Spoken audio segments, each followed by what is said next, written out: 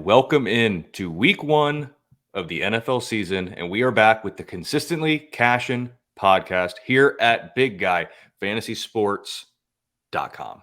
I am Colby Conway at Colby R. Conway on X, formerly Twitter. I guess we have to call it X now. And back with me for another season, Ron Rigney. So, Ron, let everyone know where they can follow you on the X machine. I like Twitter machine so much better. Yeah, Where they can find you over on X, and how is everything going for you? very simple at X. What do you say now? Do you say you X'd, you tweeted? Like what's the verb that you I use think they're now going for with that? posted, which is Posted. Okay. dumb. Okay. So when you want to post something to me on X, you can find me at Ron Rigney. Very simple. And of course, you can find us always at Big Guy Fantasy Sports. Pretty excited. We got some new friends over at Big Guy Fantasy Sports. Tune into the episode that Bob and I did Thursday. We had one of our guys, Prue Patel, on there. Helped us out with some consistency matchups, some week one matchups he liked as well. But we got a whole new host, in addition to, of course, as you like to call him, Colby, the pioneer of consistency, Mr. Bob Lung. And Colby does some wonderful stuff over there as well. And then you got myself and then all of our new friends. So come check us out. We are certainly expanding here at Big Guy Fantasy Sports. Ton of good content coming to you, from DFS to redraft to prop bet, sports betting. If you're into that, we have you covered there. But of course, here's what we do. We are consistently cashing. We are helping you with your NFL DFS lineups. We talk about it at the beginning of each season, Ron. We're going to do it again here. It is no different. I'm not going to say it's never going to happen, but these lineups that you and I build are not meant for tournaments. We are cash game. We want consistent players that are going to give us a high floor. All we are trying to do is finish within that top 50% is the symmetrical way of saying it. But if you're doing like double ups and stuff, it's really like the top like 46.5% or something like that. We are aiming for top half scores. We're not trying to be first out of 1,000. If we are, cool. We're trying to be no worse than like 460th out of 1,000, because that gives you the double up. So kind of just talk about our idea here with consistency and why we're going for these high floor lineups with consistent options.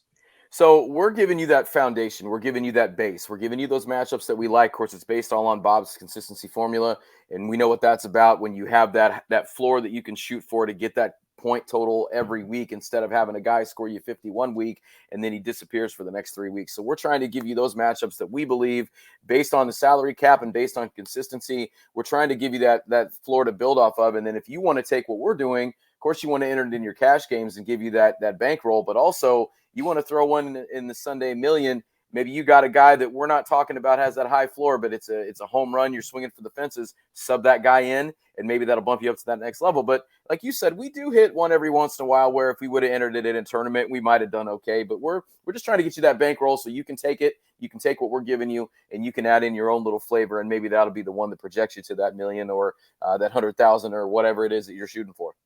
And of course, we're not saying that the lineups that we're going to make here are devoid of upside or risk.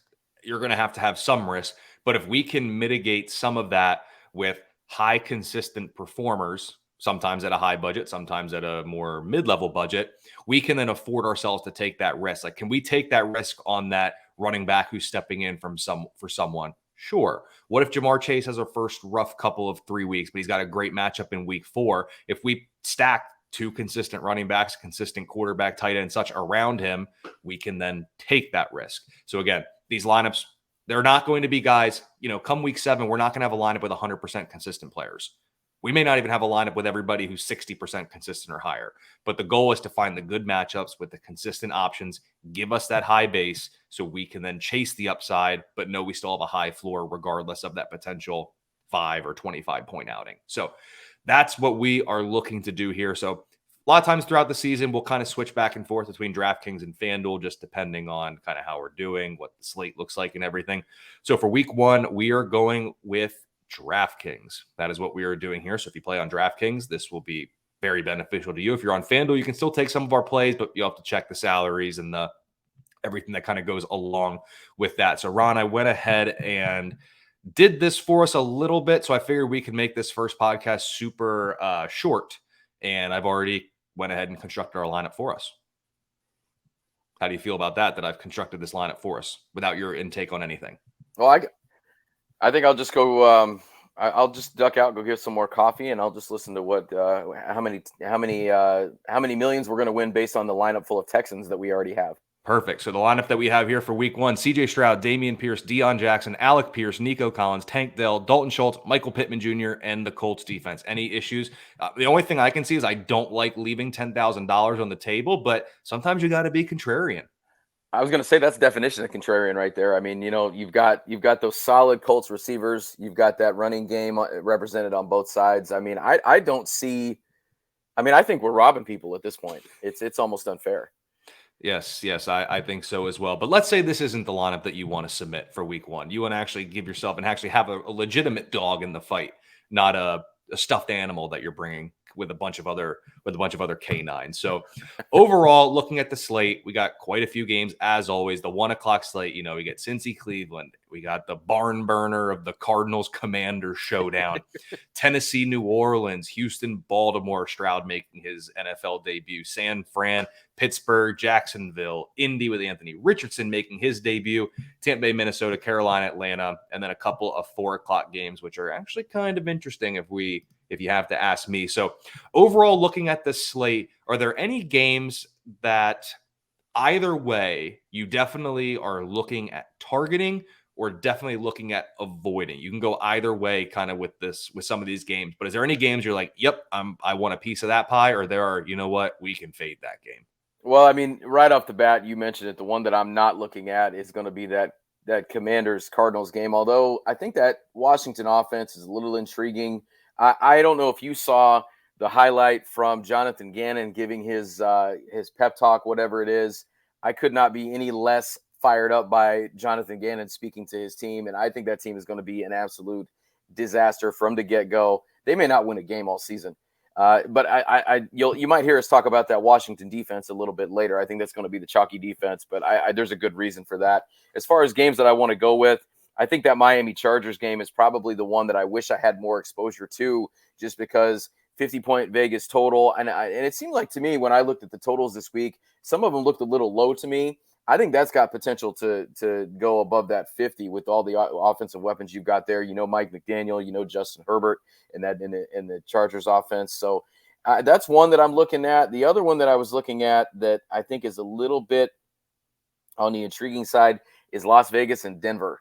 I don't think that's one that it's obviously not going to have that 50-point total. But, I mean, if there's ever a week that you're going to maybe try to get something out of Russell Wilson with the price, you might try to do that this week. Other than that, I mean, there's just pieces from each game that I like, but I'd say those are probably my 2 favorite total games of the upcoming slate. Yeah, and I think that makes a lot of sense. I think some of the totals are a bit lower too, because a lot of these teams, like the starting offenses, haven't exactly played a lot together since the end of last season.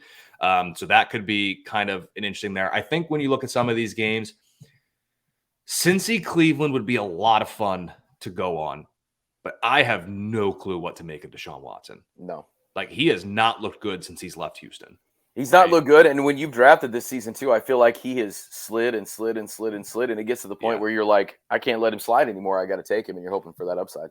Outside of like Jahan Dotson and the Washington running backs, that game is just, I have no clue what to make of that one. We're going to talk about New Orleans, Tennessee, because there's some options there. Houston, Baltimore is interesting.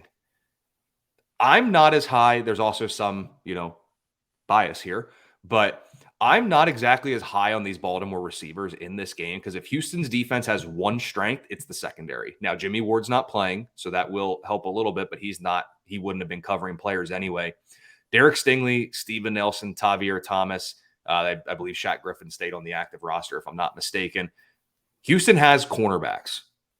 I don't know if I trust the Baltimore receivers enough to at least pay for one. Their price tags are pretty affordable.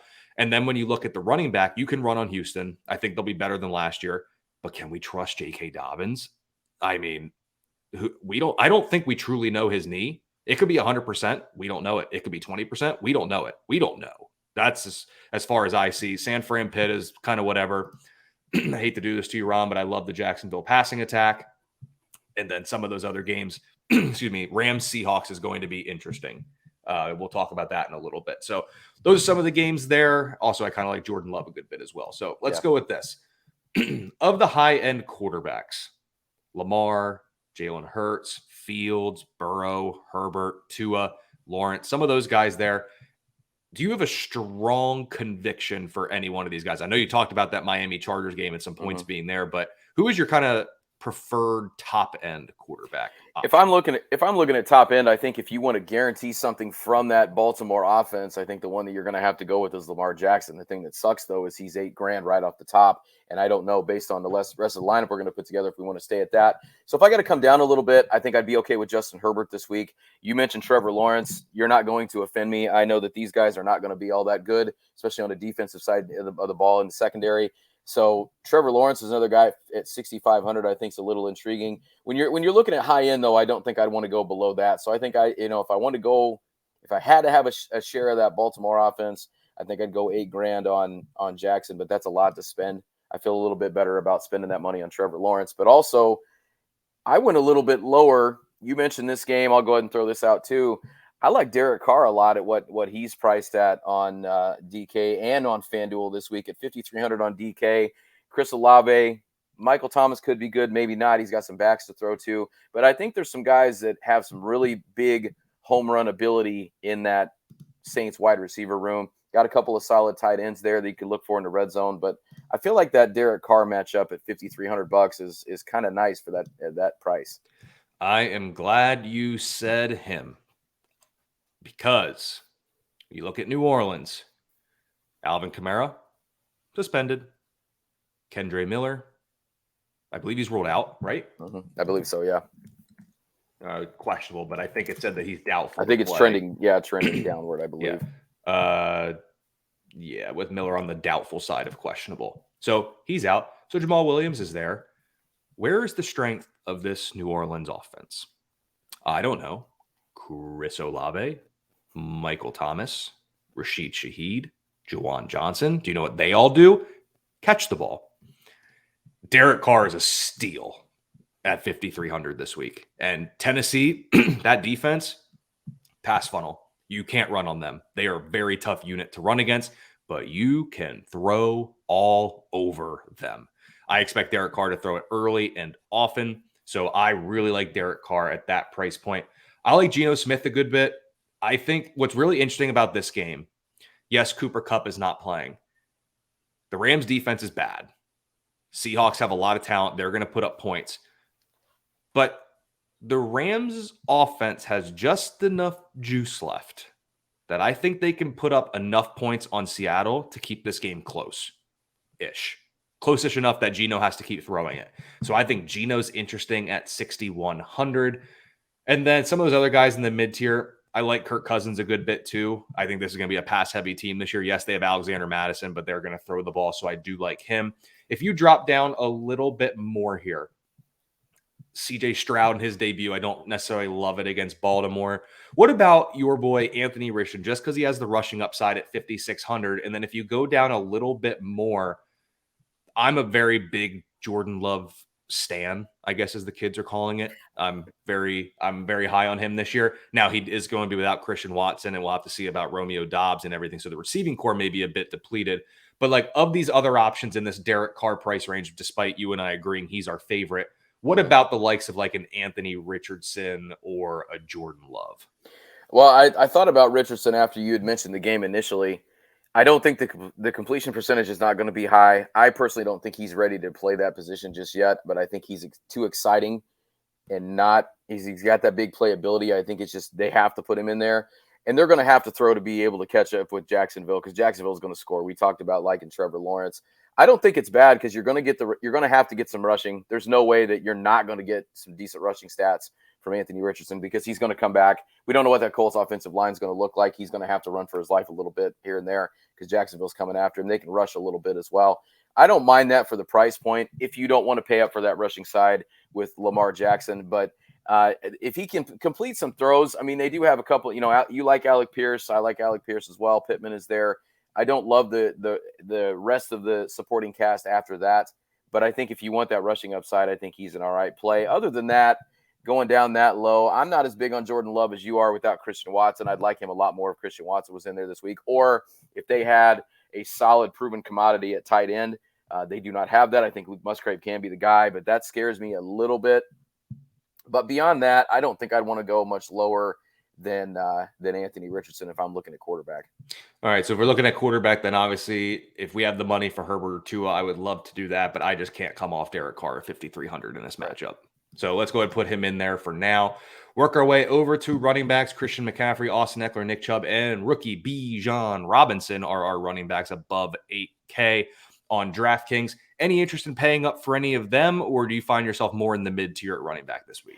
The only one I would even consider paying up for would be Austin Eckler. Not that McCaffrey's not going to get you points, but I mean that Pittsburgh defense is going to be – Pittsburgh is like the darlings of the preseason on every facet of football, and Pittsburgh can always play tough defense. Plus, San Francisco's got to go cross-country. I don't know if that affects him at all. I looked for my first running back. I scrolled down quite a bit. Travis Etienne is definitely intriguing there. But I went all the way down. My favorite running back this week is this play, and that's Aaron Jones against Chicago. Chicago was god-awful against the running back last year. So we talked about not liking Jordan Love so much, but I do like Aaron Jones for all the reasons that I don't like Jordan Love. Aaron Jones had 72 grabs last year. He likes to catch the ball in the red zone. I think he's going to be the guy they're going to have to lean on in order to go into Chicago and steal a victory. We're in sync. That's all I can say. I do like Aaron Jones a good bit this week as well, especially with Christian Watson out. Maybe they flex him out a little bit in the slot. I know the rookie they drafted, Jaden Reed, is going to probably be the slot man for them, but maybe they move Aaron Jones out there a bit. Chicago, like you said, was one of the worst teams against the run last year. You can throw on them. There's going to be enough. The Chicago offense they're going to play it. Even if they pick up the pace a little bit, they're going to run. The clock's going to continuously be moving, but there should be enough drives for Green Bay. So I do like Aaron Jones as well. And then also in this similar price range, I think we run it back from the 2022 season and we just look for running backs against Houston and Chicago. I think that's going to work, at least in the beginning here. D'Amico Ryans is instilling his defense, but it's going to take some time, and he just doesn't have the horses that he had in San Fran. So Dobbins is really intriguing at 6,600. He should at least find the end zone. I think I'm confident in that. So, I mean, I think you can get two top 12, 15 running backs by paying for 7,000 below for each of them in Dobbins and Aaron Jones. If we go down a little bit more, Ron, I so badly want to play Javonte Williams. I know I'm suckered into him because his price was so good in redraft leagues this year, and he's going to be the guy. Can we pay $5,700 for Javonte against a bad Vegas defense? Game script should, in theory, be in his favor, but with all the questions looming of does Denver basically say, they've said he's 100% healthy. They say he's healthy, but it's a 17-game season. It's not a one-week season. It's a marathon, not a sprint. Can we trust Javonte at $5,700 in week one? I don't know that the carries are going to be there. He may be healthy 100%, but it's Sean Payton. Sean Payton's been around the block a time or two. He knows what he's doing. And like you said, it's just kind of like when they were talking about whether or not Travis Kelce was going to play week one.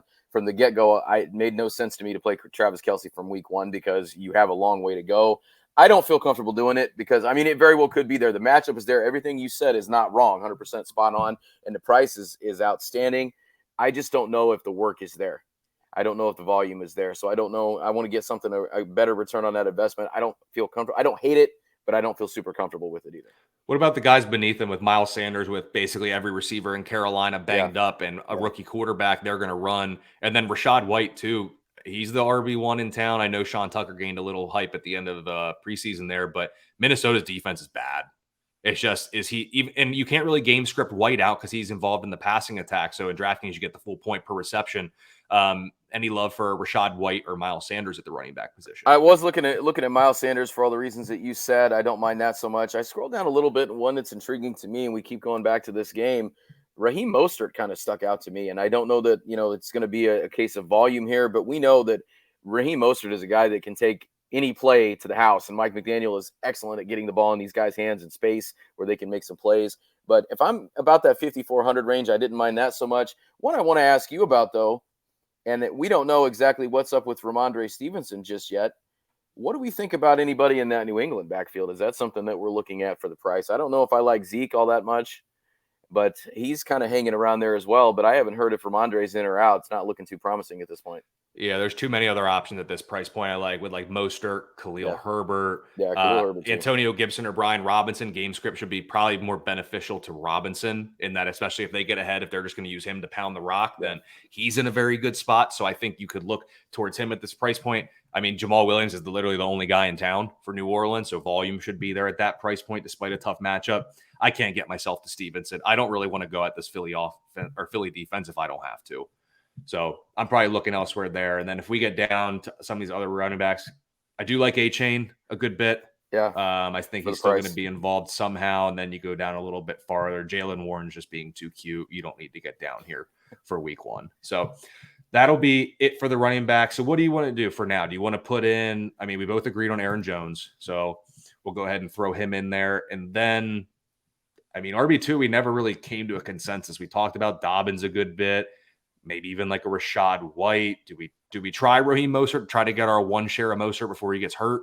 Can we trust him in the matchup? Because it's not like the Chargers were that good against the run either last year. Let me see how they did. Second most yards, trailing only Houston yards on the ground to running backs. So you want to hold off on RB2 for now, or do you want to put someone in time being? Let's go ahead and put Mostert in there and see what it looks like. And then if we've got money left over, we can maybe upgrade a little bit, depending on what we spend everywhere else.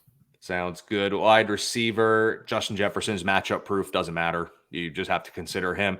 I love Tyreek Hill in this matchup. I do believe I saw Teron Armstead was ruled out for this game, so Miami will be without their left tackle. But guess who can take a screen or a slant after a 1.5 second? Tua's got the ball for 1.5 seconds, throw it out. He can go the rest of the way. I am completely all the way emphatically out on Devontae Adams this week. I don't want him against Patrick Surtain, even though we did well against him last year. It's the combination of Surtain and Jimmy Garoppolo that has me not feeling great about it. AJ Brown's interesting. New England always wants to take your number one weapon away, but he crushes man defense, so he's in play. I'm not going to bury the lead further. I like Tyreek Hill. I like DK Metcalf, and then I want the stack with Chris Olave with Derek Carr. Olave is my favorite New Orleans receiver this week. I would love to lock him in as long as you don't emphatically say no. And even if you do, I'm still probably going to click his name because you know what? I'm controlling the mouse. So then, yes, I mean, I'm all in. No, I feel like that's what we got to do anyway. Is he's going to be the focal point, obviously. The dude's a stud. He's going to take that next step. I'm perfectly fine with that. I was looking at, kind of going back and forth between FanDuel and DK. I have Justin Jefferson in there because I feel like it's week 1. They're going to get him the ball. He's, what he's capable of. So he's a guy that I built around. Scrolling down a little bit, though, a guy that I thought was kind of intriguing was Chris Godwin for what he cost. Now, I don't know. I got to find him on DK, but on FanDuel, I loved his price point. I feel like they're going to have to throw. Mike Evans is 60. Okay, so he's at 5,900. We know that they're going to have to throw the football. Minnesota's not great against the pass. I'm not too huge on Baker Mayfield being the guy slinging it, but I feel like for $5,900, I feel like Chris Godwin's good possibility he gets in the end zone. Good possibility he comes up with 4 or 5 grabs. I feel like he's going to be heavily targeted. And the Minnesota cornerback room is not good. So I can get behind Godwin. I think he's very interesting. I love Calvin Ridley. I think he's got a lot to prove. He's got a chip on his shoulder, and no pun intended, I would bet on him in week 1, just as the punchline there. I like Calvin Ridley. I think you can go Christian Kirk for $900 cheaper.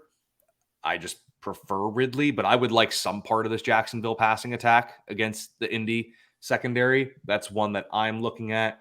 If you go down a little bit further, Deontay Johnson is just a target hog. I love Cortland Sutton. I think he's going to be the wide receiver 1 this week. Even if Judy plays, he's going to get the work. Mm-hmm. And then you keep going down a little bit. I do like Jahan Dotson, so he's fine. And then beyond that, you start to get in some range of having to look around a little bit. The one I do want to ask here, Elijah Moore seems too cheap at $3,800. I know there's questions about Deshaun Watson. I know that, but they're going to need to score. And for Elijah Moore to be only $3,800, that seems like a bit of a misprice. Is that something we want to include in our lineup? I'm fine with that because that's one of the higher totals this week. Like we said, they're a little low this week, but still that one sits around 48, 49 points. So and those division matchups are always tough as well. But yeah, he was another one too. I feel like in redraft leagues just kept falling and falling and falling. And there are a lot of question marks, but I don't think you're going to ever see him at that price point ever again.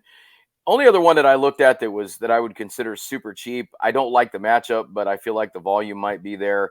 It was Van Jefferson at $4,700. I don't love it, but you know what? Matthew Stafford is pretty damn good when he's upright, and they're going to have to throw, like you said. I think we're going to see another Ram that we're going to like at another position later on, but I don't feel like $4,700 is not too bad at that point. I don't know if we want to go down that far though. I will say I'm going to use that as a segue to go into tight end. I think it's Tyler Higbee this week. Seattle was not good against tight ends last year. Yeah. Even if, do you know, is Jamal Adams good for week 1 or is he going to be out? Oh, that's a good question. I don't believe it looked, last I knew, it did not look too optimistic, but I don't know. Let's see, Jamal Adams, week 1 injury report. So this is 16 hours ago. So we can at least glean his potential for, all right, so he's out. Okay. Or at least he's showing out. So if he's not playing, they are probably going to be bad against tight ends again. I don't think you can play 2 Rams. I don't think there's enough juice there. And if it comes down to Jefferson or Higbee, I probably want Higbee. Higbee all day for sure. And then outside of him at tight end, I like Gerald Everett just because I think he's got a chance for a touchdown. I like Juwan Johnson because I think he's got a chance for a touchdown. And then you go down a little bit more. Is there anything really at tight end when you get down into this range? I mean, it seems like you got to come from this like top tier, and after about Juwan Johnson or even Chigakonkwo, it's kind of you're going super contrarian that you probably don't need to for cash games. I mean, there's a couple of guys I wouldn't be too upset with around that 4,000 range, like you said, Everett. I wouldn't mind David Njoku in that matchup again. I don't think Greg Dulcich is a bad idea. But Irv Smith, I know it's not on paper a great matchup, but Irv Smith has gotten rave reviews this preseason, and he's only $3,600. But I don't think that we're going to need to go down to that. I mean, I know Higbee's is super chalky this week, but there is a reason he's going to be super chalky. And we got to go a little bit with that to get this floor. But I feel like at $4,800 against that, with that matchup with Jamal Adams out, I feel like it's something you have to go with. And he will basically be pass catcher 1. So I'll go ahead and put in Higbee. Defense, let's not bury the lead here. When you look on FanDuel, Commanders are like the second highest priced defense, with the Ravens being number 1, if I'm not mistaken. And then on DraftKings, of course, Ravens are number 1. Commanders are number 2. Oh, they're not number 2. They are way down here at 2,800. Are they? I mean, for cash games, you have to play the Commanders because like 70% of the field's going to be on the Commanders. Yeah. So let's go ahead and put the Commanders with the law firm of Toon and Dobbs that they're starting at quarterback this week. So 15,000 left for a wide receiver and a flex. So really, we can actually get our pick of the litter of a top receiver here, and we could actually almost come away with 2. So we could do a Justin Jefferson. We've talked about that Miami game. If we want to go Tyreek Hill or get Keenan Allen on the other side, because the Miami secondary, a la Jalen Ramsey, is a bit banged up, aka not playing. So you could look at like a Keenan Allen type. What do you want to do here for a top receiver? We could go DK Metcalf. That would get us the other side of that Rams-Seattle game. We already have our stack with New Orleans, so we're not really tied to that with Card and Olave. So what do you think here? Do we go Justin Jefferson and figure it out from there, or maybe look somewhere else? What are you thinking? Now, I teach social studies for a living. I don't math too good, so let me see if my numbers are correct here. But could we go what does it look like money-wise if we go Tyreek Hill and Keenan Allen at receiver? Or at receiver and flex? Do we have enough for Keenan after that? What we got left here? $400 short. Okay. Because that would give us both parts of that game. I don't mind that DK Metcalf play, though, either. That's a little bit cheaper. Actually, we'd still be $100 short, wouldn't we? Yeah, we're still $100 short there. So if we put in Tyreek Hill at 82, we get to 69 for the flex. So ETN, we don't have any Jacksonville yet. Or we get Calvin Ridley. That's who we kind of talked about him a little bit. I like Mixon. I like that Ridley play just because I don't think that there's going to be a lot of weeks he's going to be in that price range. Ridley or Dobbins? I mean, how much can we trust? I think I'd rather go Ridley there. Dobbins has no snap count limitations. Maybe D'Amico's got that defense fired up for week 1. So if we go Ridley, that gives us 400. I'm not moving off the Commanders. Mm-hmm.